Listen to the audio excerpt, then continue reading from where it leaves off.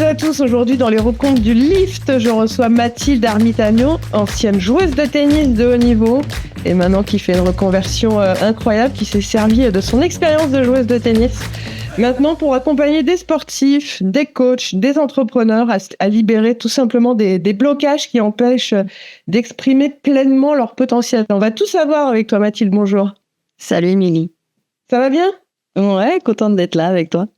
Ouais, écoute, ça fait longtemps, c'est vrai qu'on ne s'est pas croisés et franchement, c'est un plaisir de te recevoir dans les rencontres du Lift. On va commencer par la première partie. Quand je t'explique un peu le concept, tu m'as dit j'ai l'impression que je vais faire 4 blocs de prépa physique. T'inquiète, ça va bien se passer.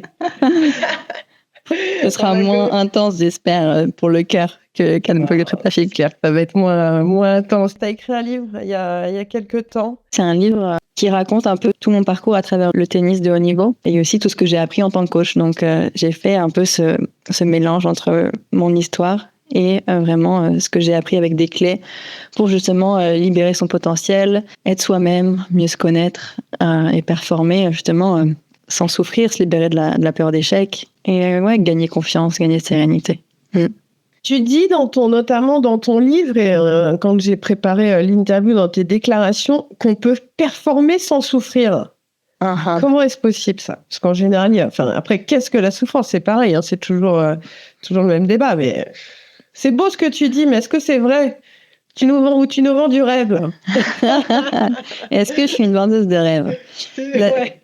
Comme tu dis, c'est important de définir c'est quoi la souffrance. Parce que je distingue la douleur et la souffrance. La douleur, elle est purement physique, elle est inévitable. Tant qu'on sera sur cette terre, on aura toujours de la douleur, on va toujours se cogner le petit doigt de pied contre la table basse et ça fait mal. Donc je suis pas en train de dire qu'il y aura pas de douleur. Si tu as des objectifs élevés dans le sport de haut niveau, évidemment, c'est un des trucs qui fait le plus mal. Tu vas pousser ton corps, donc il y aura de la douleur. Par contre, la souffrance, pour moi, elle est plus psychologique. Et celle-là, elle peut être évitée. La souffrance, c'est la douleur à laquelle tu n'accordes pas de sens. Donc, au plus tu mets du sens dans ce que tu vis, au moins il y a de souffrance. Donc voilà, donc c'est une méthode qui vise à récupérer des parts de soi et aussi à équilibrer les perceptions, à se libérer de nos peurs, qui travaille notamment avec la loi de l'équilibre. Tu vois que tout a avantage et inconvénient. Une méthode qui équilibre les perceptions. On va passer à la deuxième partie. Comment tu peux aider de façon humble, hein, attention, t'es pas là pour donner des leçons. Comment tu peux aider, accompagner les entraîneurs. Selon toi, c'est quoi l'erreur la plus fréquente que les entraîneurs peuvent faire aujourd'hui ?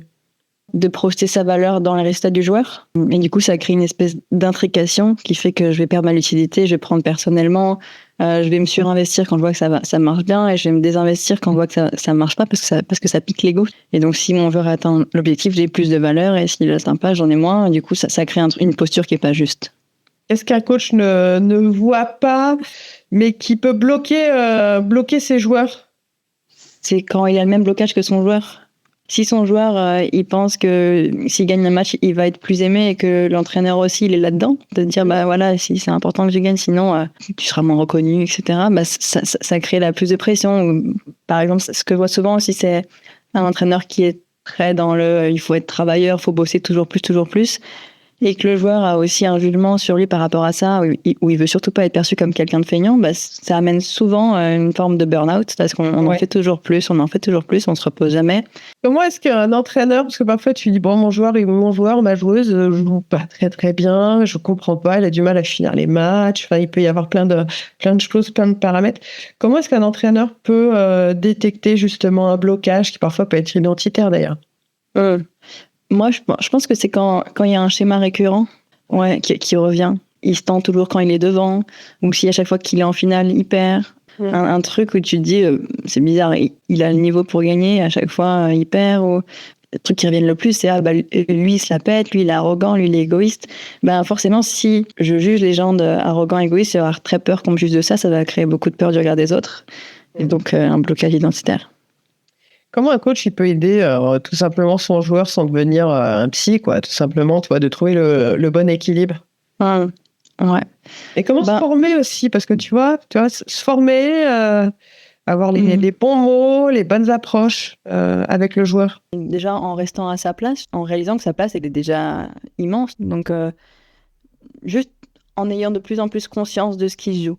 Et avoir conscience, ça ne veut pas dire forcément que ce soit toi qui vas le régler. D'avoir de plus en plus de clarté sur sur ce qui se passe au-delà de son coup droit, d'aller voir l'énergie, qu'est-ce qui n'est pas visible, mais pourtant qui informe la performance, et d'aller voir qu'est-ce qu'il y a d'autre, qu'est-ce qui influence son joueur. Et je pense déjà juste d'écouter son joueur, d'être un espace safe pour qu'il puisse se confier, dire ce qu'il ressent, c'est déjà énorme. Moi, je sais, hein, dans ma carrière, j'ai eu peur d'être jugée, et rien que de sentir que l'entraîneur ne va pas te juger, bah, ça permet de s'exprimer et du coup d'être dans le vrai, d'être un entraîneur à qui on peut dire avant le match, oh là là, là je flippe en fait, mais pas faire semblant que ça va bien.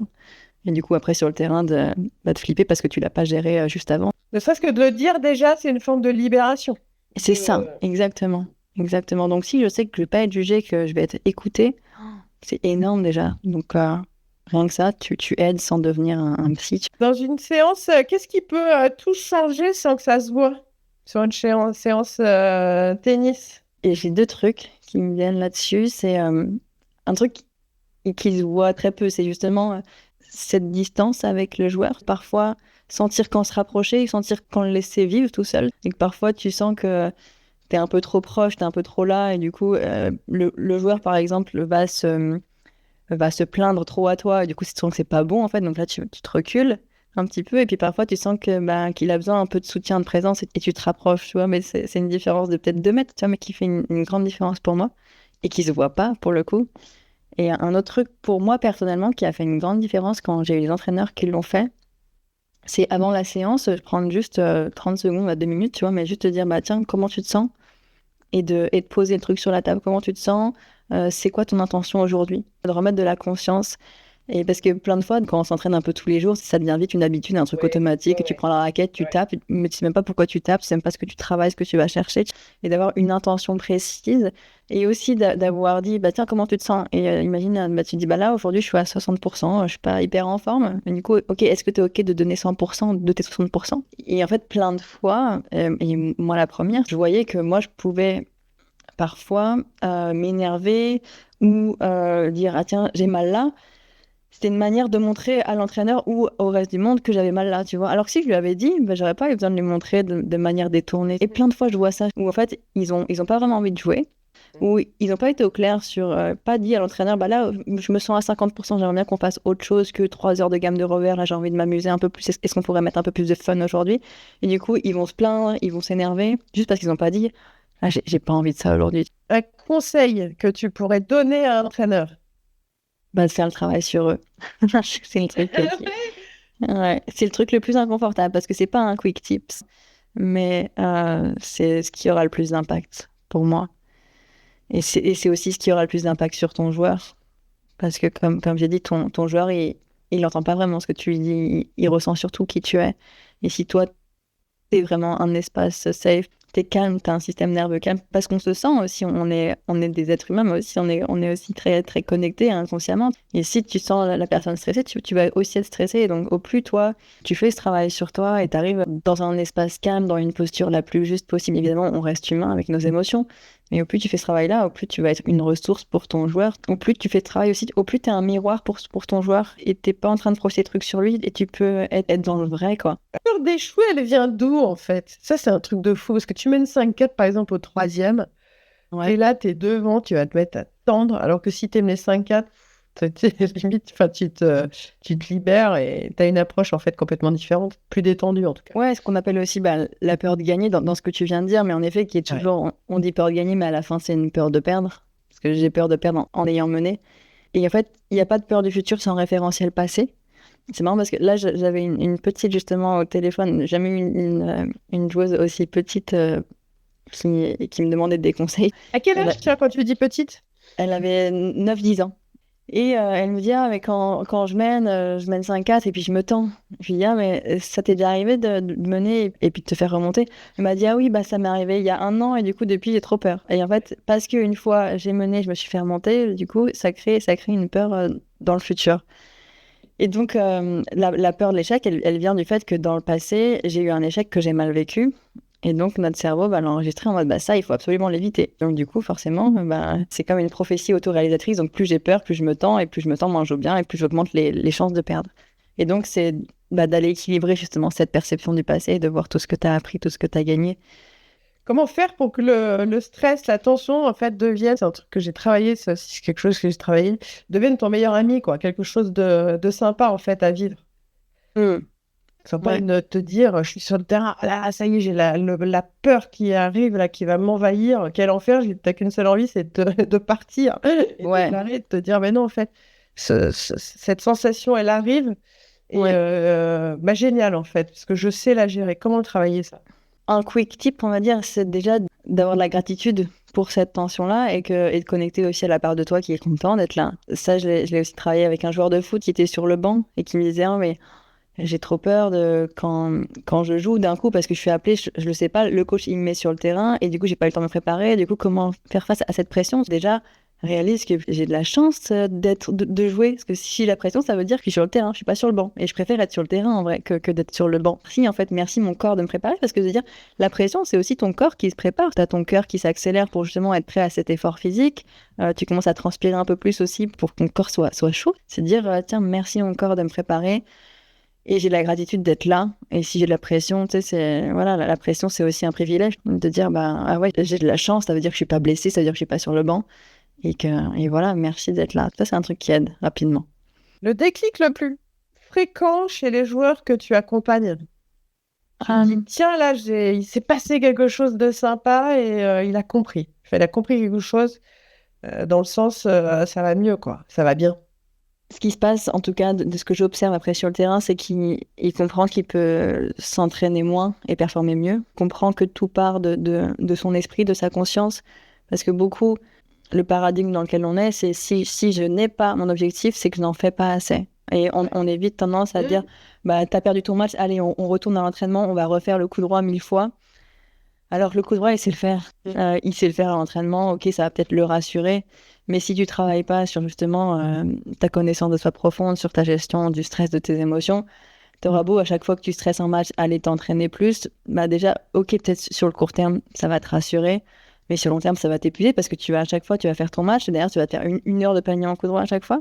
Donc, on est vachement là-dedans, tu vois, de si j'ai pas le résultat, il faut que je mange mieux, que je me couche à 21h, que je mange 5 fruits et légumes par jour, etc. Et on est beaucoup dans le domaine du faire et on s'attaque pas au bon endroit pour moi. Et du coup, encore une fois, c'est évidemment que c'est top de bien manger. Je suis pas en train de dire qu'il faut manger n'importe quoi et que c'est génial.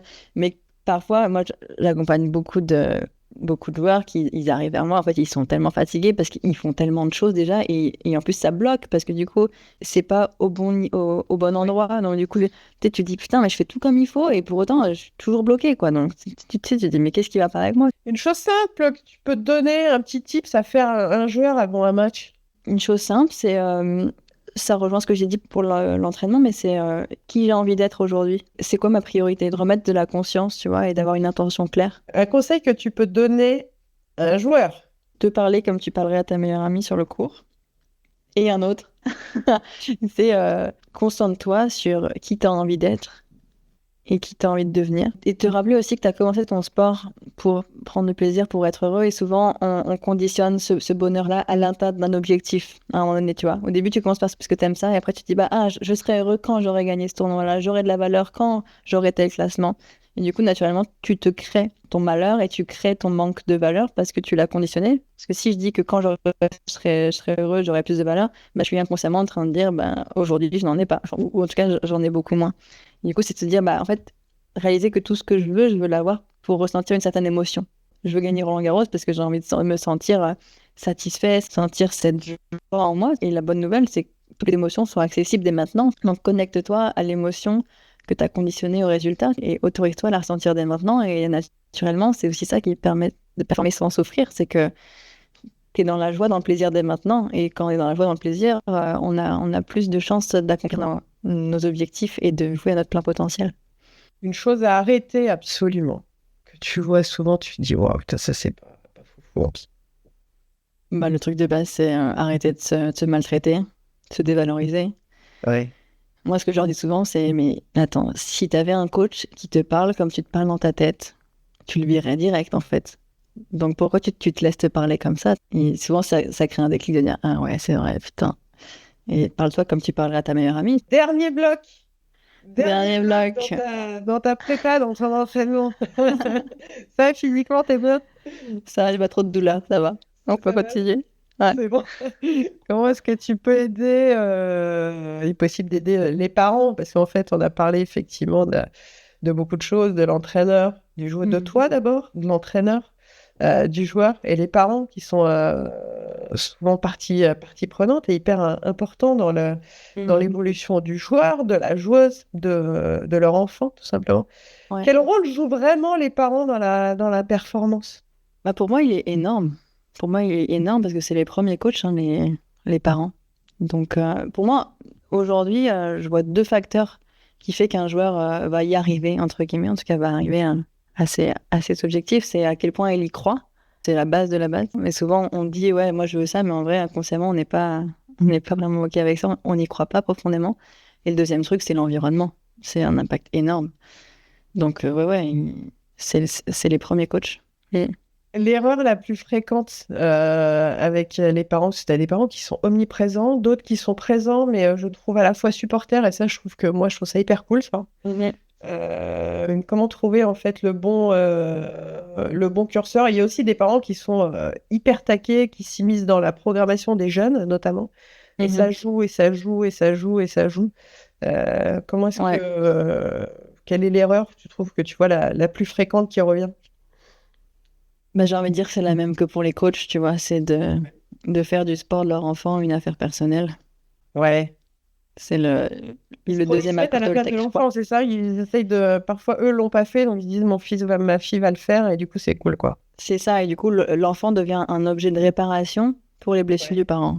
Donc, c'est encore une fois faire le travail sur soi, et c'est ça, c'est quand c'est trop dans un sens ou dans l'autre, c'est que le parent qui vit à travers son enfant, tu vois, qui jubile quand il gagne et puis il s'effondre Ouais. quand il perd. Donc, du coup, naturellement, ça crée une intrication émotionnelle avec l'enfant, où l'enfant, du coup, il est plus en train de jouer pour lui, il est en train de jouer pour gérer les émotions de son père, tu vois, pour pas décevoir, ou sa mère, ou mériter l'amour, gérer son humeur, quoi. Du coup, ça pèse des tonnes, ça, tu vois, sur un petit enfant de 12 ans, par exemple.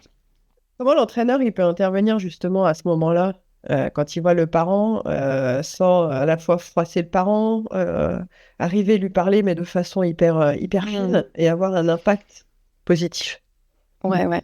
C'est vrai que c'est pas facile. C'est pas facile. Ça demande beaucoup de conscience de soi, de conscience de ce qui se joue.